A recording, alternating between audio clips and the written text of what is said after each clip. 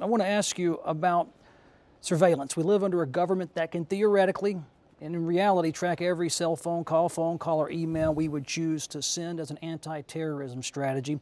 So if North Carolinians are even involuntarily giving up that alleged privacy, what are they getting in return from the federal government?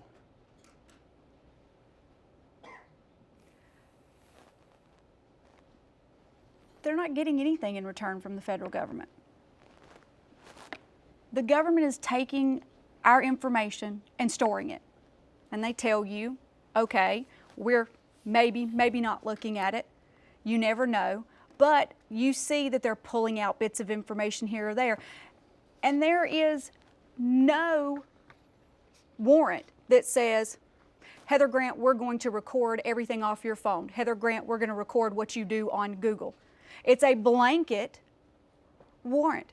And those are unconstitutional. And we need to stand up and say they're unconstitutional because they're talking about drones and being able to see you with drones. Mr. Harris.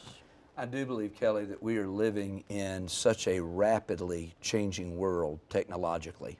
And I think what we have witnessed and seen that has occurred with the NSA over these recent years really should cause us to take pause and understand that what we did, as the federal government unfortunately tends to always do, is to become reactive to tragedies rather than thinking through and becoming proactive in dealing with issues. I do think the key is going to be the parameters, and we've got to make sure that while technology grows and while we are concerned for the safety of our citizens, I do think it is absolutely critical that we make sure those parameters are clear to protect the privacy of our citizens. Mr. Tillis, surveillance.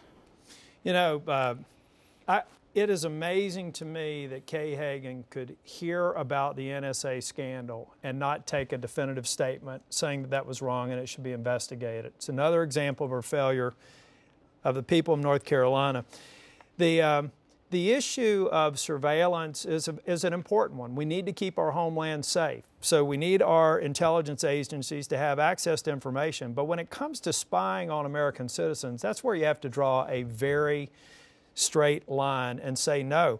In fact, I appointed a committee in North Carolina to take a look at the appropriate use of drones and the inappropriate use of drones. We're going to be taking up legislation in the short session a couple of weeks from now. Mr. Brannon. If you give up a little bit of your liberty for liberal securities, you have neither. Ben Franklin, the Fourth Amendment, this is overstepping their bounds again. For them to have what's called general warrants. The British had general warrants. They could walk into your town, walk in your house, and come do everything they want to do. That's what this right now what the NSA is doing with the drones. A general warrant is not allowed. It has to be specific. You need both. The FISA court is not constitutional. You need to have a plaintiff and a defendant there arguing the case on the exact individual. In fact, Senator Paul has a court case now to defend this, to go attacking that. So the idea of our security is crucial. We got to use the technology for that, but not to spy on Americans and overstep those bounds.